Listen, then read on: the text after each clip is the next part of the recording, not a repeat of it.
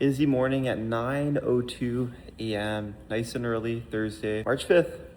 So good news is I actually woke up before 10 and I have everything packed, and I don't have to bring much because we have to pick up our outfits for the Young LA event on Thursday. Yeah, probably Friday we're going to pick that up. So right now I'm actually traveling pretty light, so I have nothing in my suitcase.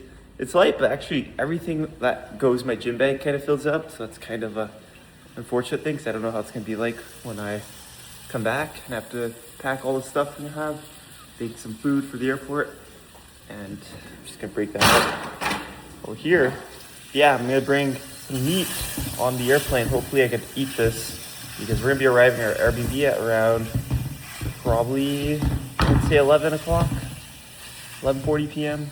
That's the earliest we'll get there, so I got many food options, and I'm sitting a bit light in my body weight, around 217 pounds, so I could gain up to 1.5 pounds as long as I don't drink too much water the day of and don't have too much sodium. That'll control my weight nice and easy. So I'm still gonna eat fiber, I'm still gonna eat some carbohydrates and stuff because I can still obviously make weight pretty comfortably, and not restrict water, which I think will be huge compared to the previous meet when I restricted water, restricted calories.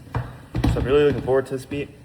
Hopefully this could be my best performing meet in ideal case scenario, but you know, things are what they are. If they don't perform well, then no one to blame but myself, because I am coaching myself, handling everything, and I am pretty confident that things are gonna go pretty good. So if they don't, you know, it's a learning lesson, and traveling would have a bigger toll than I expected.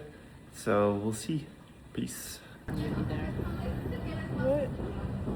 Why is it filming like that? It's what's it called? The mode. It's like, I can do that Can too? you do that on mine? Do you have 17? Yeah. Yep. So we're waiting for the airplane to go to Toronto and then go to Ohio. How do you guys feel about going on the airplane? This is a new vlog mode. I was fine until you got to the airport. Then I got stressed. 3 days out. On the way to Ohio, we actually bumped into Alex Leonidas, the noble natty goat. I know it was good seeing him because I haven't seen him in quite a while. I believe he just filmed a TNF collaboration video in Ohio, so give him a follow and go check it out if you haven't. But here's a couple of train clips going into this meet. I've bumped and hit the safety rack on a 606 squat, which was supposed to be my opener, but I did end up retaking it without video, and it was all smooth sailing, so thankfully I didn't hurt myself on the fail. That opener was 7 days out. Then I've taken my last taper day on Tuesday with 440 for two sets of 3, and my opener bench at 170 kilos on that Tuesday, and I haven't benched until the meet, which I was supposed to bench on Thursday and I was supposed to bench on Friday, but I didn't really have the time and place to train with all the traveling. And also after the session, I think around Thursday, around the time of the intro when I was cooking the ground beef, that's when I kind of came down with a bit of a cold. I could feel it in the back of my throat, which thankfully I was able to push through, and it really came down hard after my meet. So this is Friday. This is the outfits that we're supposed to have picked up.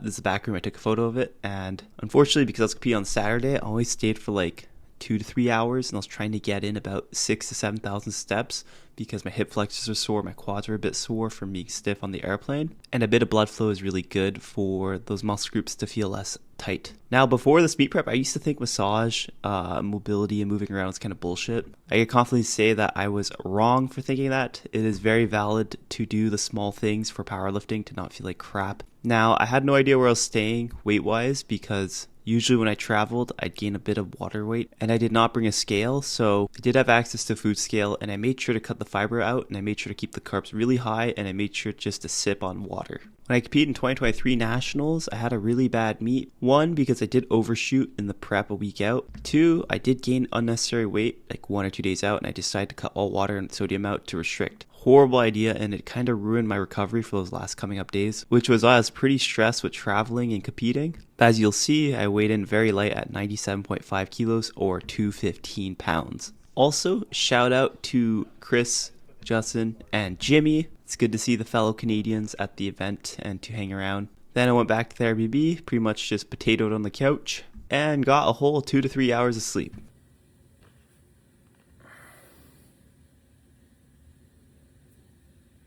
5:30, slept like 4 hours.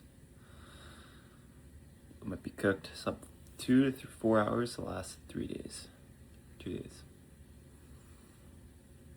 Damn. The night before I meet, I don't know about you guys, but I sleep terribly, like 3 to 4 hours at best. But at this point, it shouldn't really affect much because the prep is already done. The recovery process is already started, and having some nerves is actually good because it means that you care to put in the energy to do as best as you can. So in that regard, do not get in your own head.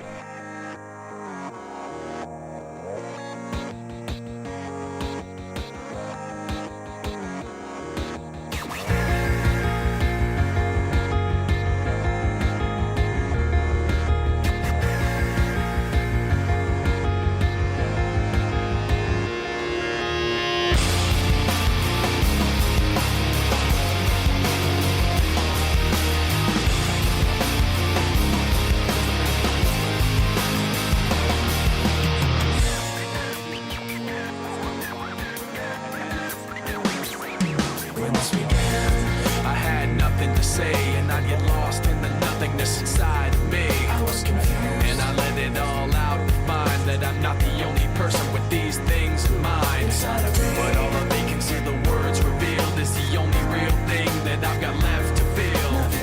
Just stuck, hollow and alone, and the fault is my own, and the fault is my own. I wanna heal, I wanna feel what I thought was never real. I wanna let go of the pain I felt so long. Erase all the pain till it's gone. I wanna heal, I wanna feel. Major shout out to Garrison and Patrick. Going into this meet, I had no handlers, and Garrison pretty much just came up to me and said, hey, watch your videos. Do you need some help with the warm-ups? And it absolutely made all the difference for the pacing of the warm-ups, which I completely forgot how to do since my last meet. Also check out Patrick Owens. This guy's going to be an absolute beast in the coming years. Other than that, thank you, Jess, and thank you, Kensley, for supporting me and taking these epic videos. To be honest, this powerlifting meet was a turning point to see if I really still have it. And I think the answer to that question is yes, which follows up to the next thing of what is next for me.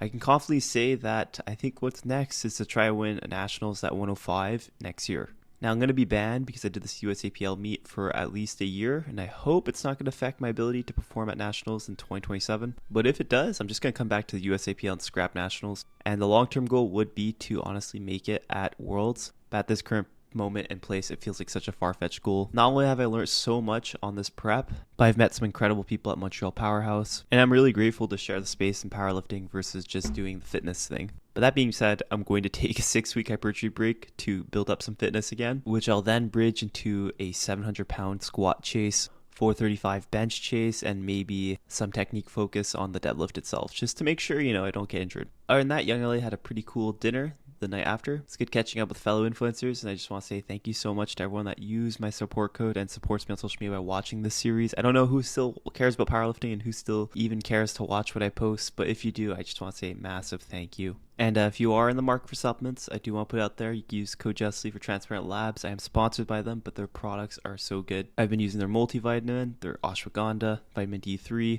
protein powder, and pre-workout. Shout out to them, honestly, for blessing me with the sponsorship. Overall, extremely grateful for everything. So thank you so much for watching, and maybe see you guys in the next one.